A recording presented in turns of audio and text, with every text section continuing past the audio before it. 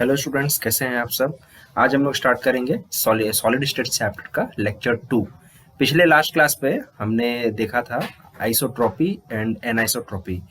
आज इसको एक बार फिर से स्लाइटली रिपीट करेंगे और फिर नेक्स्ट पॉइंट पर हम लोग जाएंगे। तो आइसोट्रॉपी क्या है? इट इज मतलब it is a matter of property, मतलब जो सब्सटेंस है उसका एक टाइप का प्रॉपर्टी है।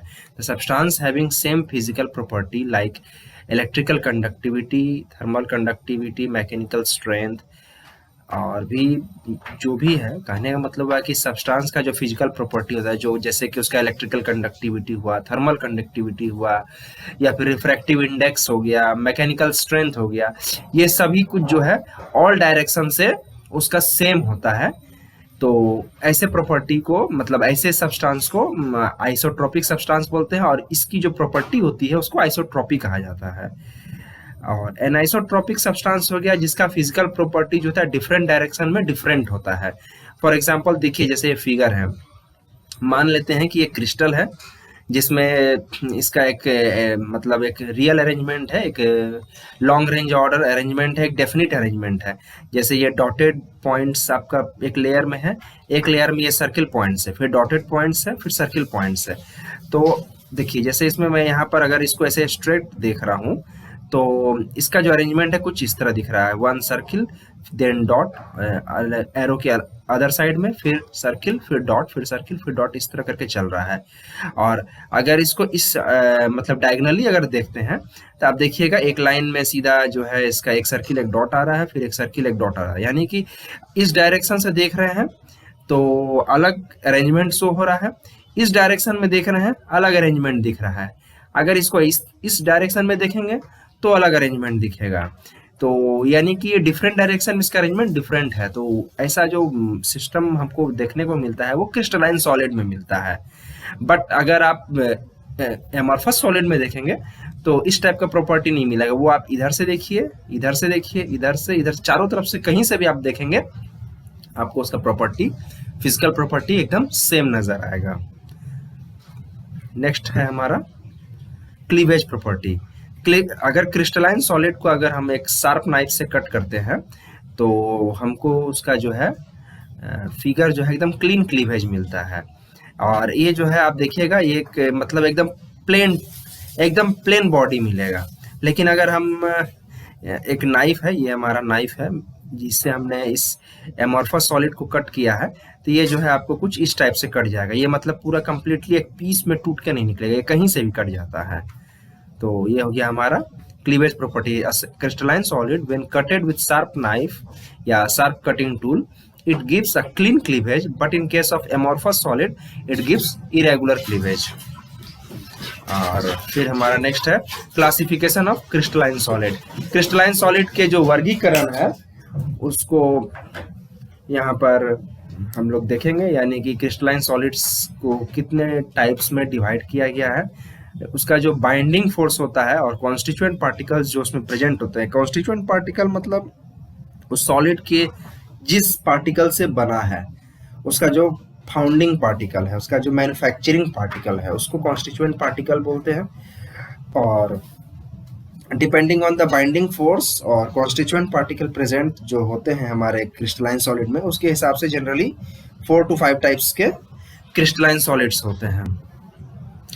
पहला हो गया हमारा जैसे आयोनिक सॉलिड, नेक्स्ट हो गया कोवेलेंट सॉलिड, देन हो गया मॉलिक्यूलर सॉलिड, और फिर हो गया मेटालिक सॉलिड। हम लोग को प्लस 2 में जनरली जो हम लोग का सिलेबस है उसके हिसाब से जो है 4 टाइप्स में क्रिस्टलाइन सॉलिड को डिवाइड किया गया है, और वे सभी ये हैं। फर्स्ट हम लोग देखेंगे आयोनिक सॉलिड। आयोनिक सॉलिड जो होता है वो आपका ऑपोजिटली चार्ज्ड पार्टिकल से बना होता है। ऑपोजिटली चार्ज पार्टिकल का मतलब होता है जितना नंबर ऑफ पॉजिटिव चार्ज उसमें प्रेजेंट रहेंगे, पॉजिटिव चार्ज आयंस, उतना ही number of negative charge ion मतलब इक्विवेलेंट अमाउंट में प्रेजेंट रहेंगे। सपोज अगर 4 पॉजिटिव चार्ज प्रेजेंट है तो 4 नेगेटिव चार्ज भी प्रेजेंट रहेंगे। जैसे एक एग्जांपल लेते हैं हम लोग जिंक सल्फेट का। जिंक सल्फेट में Zn2+ यानी 2 पॉजिटिव चार्ज एंड सल्फर 2- तो 2 नेगेटिव चार्ज, तो इक्वल हो गया positive and negative. Calcium fluoride देखिए F माइनस में होता है, तो F माइनस तो 2F है, यानी कि 2 माइनस चार्ज हो गया, एंड कैल्शियम 2 प्लस में कन्वर्ट होता है, तो Ca2 plus plus 2F minus, यानी 2 चार्ज नेगेटिव यहाँ F मतलब फ्लोराइड के ऊपर, और 2 चार्ज जो है कैल्शियम के ऊपर, तो कैल्शियम फ्लोराइड हमारा आयनिक सॉलिड हो गया। It is made up of oppositely charged ions closely packed in a space और 3 dimension, it is called ionic solid. और आयोनिक सॉलिड का कैरेक्टरिस्टिक्स है कुछ, देखिए जैसे it has closed space, closed packed structure in which the cations and anions have strongly force of attraction, and so due to which they have high melting and boiling point and also quite hard as well। इसका कहने का मतलब हुआ कि जो भी आयनिक solid होते हैं उसमें जो भी आपके जो कॉन्स्टिट्यूएंट पार्टिकल्स है क्लोजली पैक्ड होते हैं, मतलब कंप्रेस्ड फॉर्म में पैक्ड रहता है, एकदम टाइटली पैक्ड रहता है।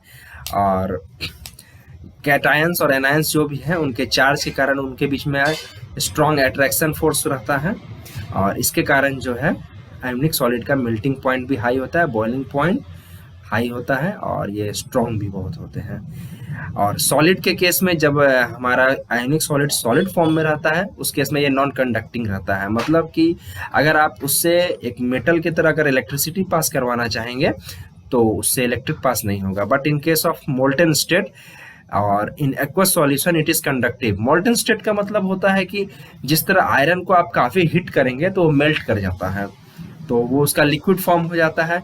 ठीक उसी तरह अगर हम आयोनिक सॉलिड को काफी स्ट्रांगली हिट करेंगे हाई टेम्परेचर पर, तो ये अपने मेल्टिंग पॉइंट पर जो है मेल्ट कर जाएगा।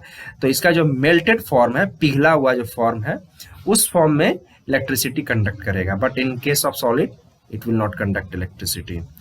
और एक्वस सॉल्यूशन का मतलब हुआ कि वाटर में जो सॉल्यूशन हम प्रिपेयर करेंगे वो हमारा एक्वस सॉल्यूशन है। एक्वस सॉल्यूशन में solvent act as a water.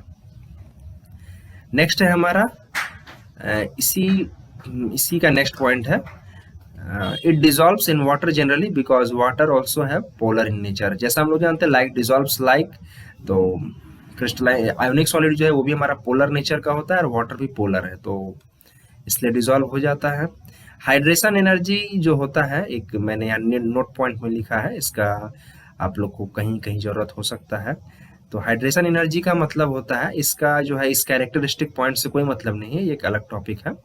Hydration energy ये देख लीजिएगा, the amount of energy released when 1 mole of ions undergo hydration. इसका मतलब हुआ है कि जो दिए गए मतलब वाटर है या सॉल्वेंट है उसमें अगर हम 1 मोल ऑफ आयंस को डिसॉल्व करते हैं तो कुछ एनर्जी रिलीज होता है जिसके कारण वो डिसॉल्व होता है उस सॉल्वेंट में, तो उसी एनर्जी को हाइड्रेशन एनर्जी बोला जाता है। And actually ions are hydrated by water molecule and the hydration energy that is released and helps in dissolving the solid in water. अभी भी मैंने आपको हाइड्रेशन एनर्जी के बारे में यहाँ बता दिया है, amount of energy released when 1 mole of ions undergo hydration. तो ये हो गया हमारा।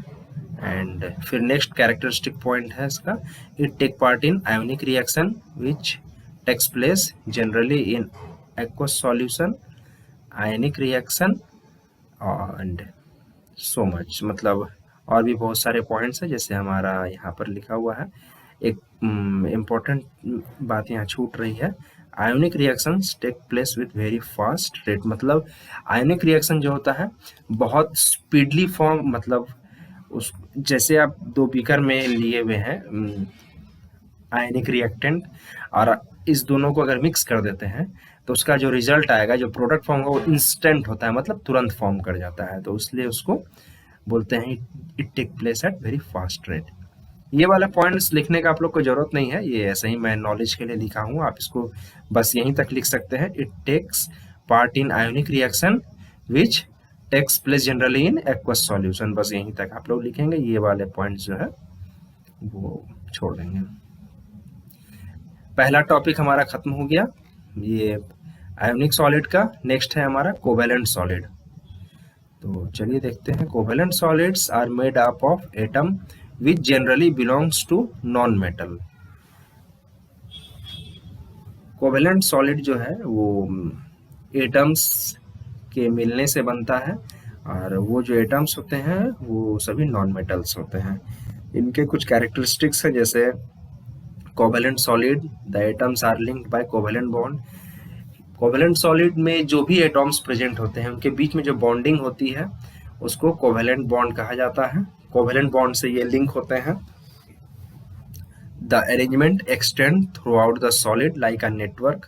इनके अंदर जो भी अरेंजमेंट जो है वो, जितना भी पूरा अरेंजमेंट जो है एक्सटेंड होता है, मतलब फैला हुआ रहता है, वो एक नेटवर्क के जैसा फैला हुआ रहता है, एक जाल के जैसा रहता है, इसलिए इसको नेटवर्क सॉलिड भी कहा जाता है। पॉइंट सी है, covalent solids are generally exist as a giant molecule. तो आप देखेंगे इसका जो कुछ अगर प्रैक्टिकल एग्जांपल आप लोग देखते हैं कोवेलेंट सॉलिड का, तो ये बहुत बड़ा बड़ा मॉलिक्यूलर फॉर्म में आपको मिलेगा, एक जाइंट फॉर्म में रहता है, मतलब कई सारे एटॉम्स मिलकर के एक स्ट्रक्चर का निर्माण करते हैं।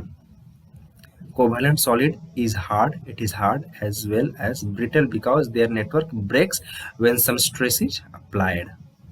इसका मतलब ये हुआ कि आप ये जो कोवेलेंट सॉलिड है ये हार्ड होता है और ब्रिटल होता है। ब्रिटल होता है यानी कि इसमें अगर हम थोड़ा भी फोर्स अप्लाई करते हैं या इस पर अगर प्रेशर अप्लाई करते हैं या इसको आप आयरन का पीस या कोई हैमर से बीट करेंगे तो वो टूट जाता है, इसका नेटवर्क ब्रेक कर जाता है और वो पीस में कन्वर्ट हो जाएंगे। नेक्स्ट है हमारा इसी नेक्स्ट पॉइंट है, it is poor conductor of electricity and behaves as insulator. ये इंसुलेटर के जैसा बिहेव करता है। नेक्स्ट है हमारा मॉलिक्यूलर सॉलिड। मॉलिक्यूलर सॉलिड जो होते हैं वो जनरली 3 टाइप्स के होते हैं। पहला टाइप्स जो हो गया हमारा नॉन पोलर मॉलिक्यूलर सॉलिड, दूसरा हो गया हमारा polar molecular solid, and third हो गया हाइड्रोजन बॉन्डेड मॉलिक्यूलर सॉलिड। अब तक हमने 3 मॉलिक्यूलर मतलब 3 टाइप्स ऑफ सॉलिड देख चुके हैं।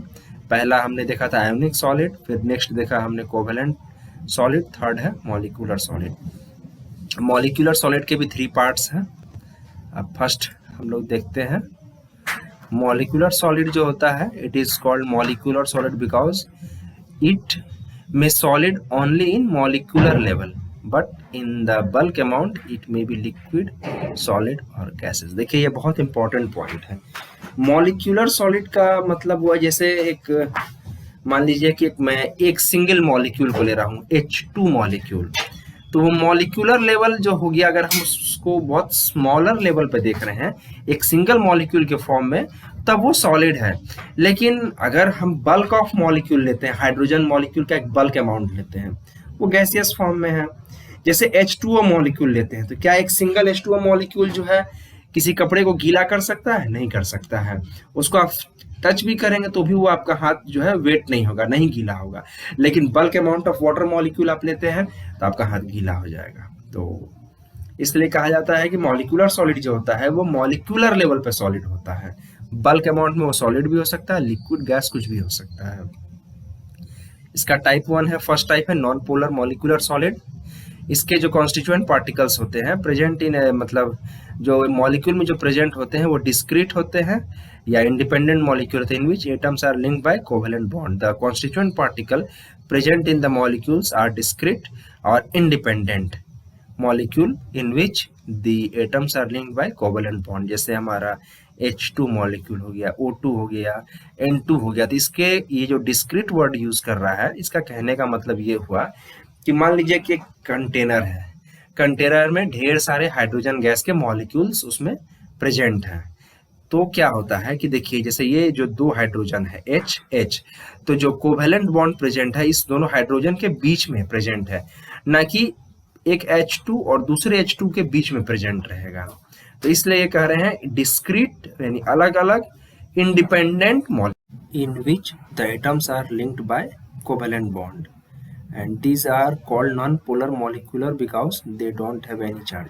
ये जो भी मॉलिक्यूल्स हैं जैसे O2, N2, इनके ऊपर कोई भी चार्ज नहीं रहता है, ये न्यूट्रल नेचर के होते हैं, इसलिए इनको नॉन पोलर मॉलिक्यूल कहा जाता है। एंड कुछ एग्जांपल्स और भी हैं जैसे क्रिप्टन हो गया, हीलियम, नियन, आर्गन, इन सबको भी ये जो भी है नोबल गैसेस इन सबको भी नॉन पोलर मॉलिक्यूलर सॉलिड में कंसीडर किया गया है। हालांकि ये सब जो है मोनोएटॉमिक इन नेचर होते हैं फिर भी। And due to the neutral nature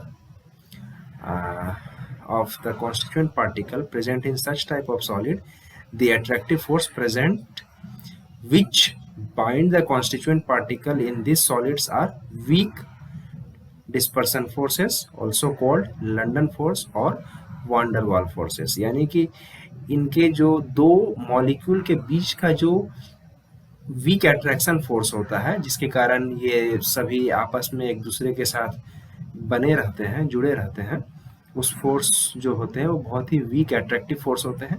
in forces को लंदन फोर्स या वान डर वाल फोर्स बोला जाता है। इनके कुछ कैरेक्टरिस्टिक्स हैं। Due to weak attractive forces present in them, these are quite soft, having low melting point and boiling points. Due to presence of neutral constituent particle, यानी कि इसमें जो particles present रहते हैं वो neutral होते हैं। The molecular solids are non-conducting in nature, ये conductive नहीं होता है, electrically जो है इसमें electricity पास नहीं करते हैं, कहने का मतलब हुआ। इसके एग्जाम्पल्स होंगे सॉलिड स्टेट में हमारा आयोडीन हो गया, नेफ्थेलिन हो गया। गैसियस फॉर्म में जो है हमारा जैसे हाइड्रोजन हो गया, नाइट्रोजन हो गया। कुछ कुछ लिक्विड में भी पाए जाते हैं, उसका भी एग्जाम्पल आप कंसिडर कर सकते हैं। फिर नेक्स्ट है हमारा polar molecular solid. The constituent particle और the molecule present here are of polar nature on accounting of electronegativity difference in the bonding atom. इसके कहने का मतलब हुआ कि जो इस टाइप के मॉलिक्यूल होते हैं, इसके बीच में जो बॉन्ड रहता है वो पोलर कोवेलेंट बॉन्ड होता है, और ये जो है पोलर मॉलिक्यूल है, यानी कि इसके ऊपर जो है एक चार्ज का जो है पोलैरिटी जनरेट होता है। हाइड्रोजन क्लोराइड एक मॉलिक्यूल है हमारा, हाइड्रोक्लोरिक एसिड बोलिए या हाइड्रोजन क्लोराइड बोलिए। इसमें हाइड्रोजन के ऊपर डेल्टा पॉजिटिव चार्ज है एंड क्लोराइड मॉलिक्यूल के ऊपर डेल्टा नेगेटिव यानी पार्शियल नेगेटिव चार्ज ये एक्वायर कर लेता है due to higher electronegativity, and hydrogen जो है पार्शियल पॉजिटिव चार्ज एक्वायर कर लेता है due to partial positivity. And दो मॉलिक्यूल के बीच का जो अट्रैक्टिव फोर्स होता है वो डाइपोल डाइपोल इंटरेक्शन होता है। डाइपोल डाइपोल इंटरेक्शन मतलब डाई मीन्स दो, पोल डाइपोल दो पोल। देखिए एक पोल हमारा पॉजिटिव पोल है, एक नेगेटिव पोल है, और इसके बीच का इंटरेक्शन कुछ इस तरह होता है। क्लोराइड का नेगेटिव पोल और हाइड्रोजन का जो पॉजिटिव पोल है उसके बीच में जो है स्लाइट इंटरेक्शन होगा। फिर क्लोराइड का नेगेटिव पोल और हाइड्रोजन का पॉजिटिव पोल आप देखेंगे इसी तरह का अट्रैक्शन बनाता है, और ये जो है इस फॉर्म में प्रेजेंट रहता है। एंड द एटम, इसके जो एक और प्रॉपर्टी है, जैसे the atom of polar molecules are bonded by polar covalent bond. ये जो बॉन्ड है हाइड्रोजन और क्लोरीन के बीच में, ये बॉन्ड को जो है पोलर कोवेलेंट बॉन्ड कहा जाता है। एंड इसका जो इंटरमॉलिक्यूलर फोर्स होता है, and the intermolecular forces are strong dipole dipole interaction. इसको शॉर्ट, अगर इन शॉर्ट आप कह सकते हैं, ये सॉफ्ट होता है, इसका low melting point boiling point होता है, ये एग्जिस्ट करता है आइदर इन लिक्विड और गैस फॉर्म में, non conductor of electricity in pure state but it में conductive in the form of aqueous solution. Now the properties of characteristics, यानी कि characteristics of this type of solid which is called polar molecular solid। ये polar molecular solid का characteristics है, इसको देखते हैं। It is soft like non-polar molecular solid since the intermolecular forces are weak। मतलब ये जो मॉलिक्यूल है ये सॉफ्ट होते हैं नॉन पोलर मॉलिक्यूलर सॉलिड की तरह, और क्योंकि इसमें जो इंटरमॉलिक्यूलर फोर्स है वो वीक होते हैं। इसके melting point boiling point are higher as compare to non polar molecular solid because dipole dipole interactions are stronger than van der Waals forces. Polar molecular solid में डाइपोल डाइपोल इंटरेक्शन एग्जिस्ट करता है, और non polar molecular solid में वान der Waals forces exist करता है, and dipole dipole interactions are stronger than this forces. It for हो जाएगा हमारा polar molecular solid exist in either as gases और liquid due to low melting and boiling point, and it is non-conductor of electricity in pure state but may conductive in aqueous solution. Next point है हमारा hydrogen bonded molecular solid. कहते हैं कि in a polar covalent molecule, यानी polar covalent molecule में if the highly electronegative atom such as fluorine, chlorine, nitrogen, etc are etc are bonded to hydrogen atom by covalent bond, and if there exists some attractive interaction between this hydrogen atom and the electronegative atom of other molecule, then such molecules are called hydrogen bonded molecular solid, and this attractive interactions are called hydrogen bonding.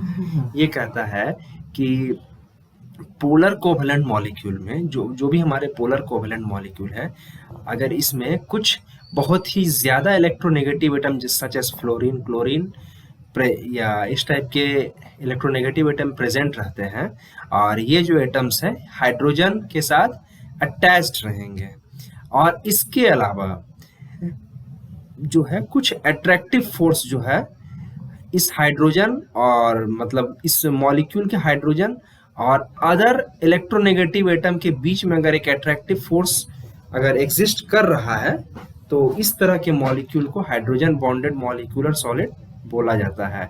For example देखिए हमारे जैसे HF है, hydrogen fluoride, तो देखिए hydrogen जो है fluorine के साथ कोवेलेंट बॉन्ड से अटैच्ड है, और इस मॉलिक्यूल का हाइड्रोजन जो है दूसरे सेम मॉलिक्यूल के इलेक्ट्रोनेगेटिव एटम के साथ सम अट्रैक्टिव इंटरैक्शन एग्जिस्ट कर रहा है। ये सिर्फ इंटरैक्शन अट्रैक्शन का है, यहाँ कोई बॉन्डिंग नहीं हो रहा है, ये सिर्फ अट्रैक्टिव इंटरैक्शन है।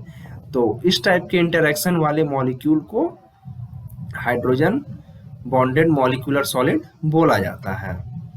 और इसके जो कुछ कैरेक्टरिस्टिक्स हैं, it exist in volatile liquid और सॉफ्ट सॉलिड। ये लिक्विड या सॉफ्ट सॉलिड के फॉर्म में इसलिए एग्जिस्ट करता है क्योंकि दो मॉलिक्यूल के बीच में एक अट्रैक्टिव इंटरैक्शन बनता है, और ये जो है वोलाटाइल लिक्विड या सॉफ्ट सॉलिड रहता है एट रूम टेम्परेचर और the ordinary temperature. It is non conducting in nature in pure form, जैसा कि हम सब जानते हैं, and since there are present attractive dipolar intermolecular interaction, that is hydrogen bonding, and also hydrogen bonds are stronger interaction, that's why these solids have high melting point, high boiling point as compared to polar and non-polar molecular solid। ये कह रहा है कि एक hydrogen bonding जो है, यानी कि ये जो डाइपोलर इंटरेक्शन, ये हमारा HF का डाइपोल हुआ, H के ऊपर पार्शियल पॉजिटिव चार्ज और फ्लोरीन के ऊपर पार्शियल नेगेटिव चार्ज रहता है। तो partial positive charge and partial negative charge के बीच में कुछ इंटरेक्शन होते हैं, अट्रैक्टिव इंटरेक्शन मतलब खिंचाव होता है, और ये खिंचाव जो है स्ट्रॉन्ग होता है, और इसको जो है हाइड्रोजन बॉन्ड भी बोला जाता है। और ये जो इंटरेक्शन तो ये स्ट्रॉन्ग इंटरेक्शन होता है, और इसी के कारण जो है इस तरह के मॉलिक्यूल्स में मेल्टिंग पॉइंट भी हाई होता है और बॉइलिंग पॉइंट भी हाई होता है as compare to polar and non polar molecular solids. Next है हमारा मेटालिक सॉलिड। मेटालिक सॉलिड जो होते हैं ये जनरली मेटल्स को बोला जाता है। Generally metals are called metallic solid and only mercury and gallium are liquid and all other are solid। मतलब कि गैलियम एंड मरकरी जो है हमारा मेटल्स के फॉर्म में है और ये लिक्विड होते हैं at room temperature, and all other metals जो होते हैं at room temperature solid form में एग्जिस्ट करते हैं। Metals are solid, malleable, ductile, high melting point and high boiling point. It is electrically conductive in solid state also due to the movement of electron। क्योंकि metals के अंदर electron का movement easily होता है, इसलिए metals जो होते हैं सॉलिड स्टेट में भी कंडक्टिव होते हैं। मेटल्स आर थर्मली कंडक्टिव, यानी कि इसके अंदर जो हीट ट्रांसफर होता है। इट पोजेस लस्टर, ये चमकीला होता है। मेटल्स आर नॉट ब्रिटल या ब्रिटल नहीं होता है, and metals have high tensile strength, and the constituent particles in metals are atom belonging to the same element. For example, copper rod have only copper atoms in them. तो friends आज के video में बस यहीं तक देखेंगे, मिलते हैं अगले वीडियो लेक्चर में। अगर आपको मेरा वीडियो पसंद आया हो तो मेरे चैनल को सब्सक्राइब कर दीजिएगा।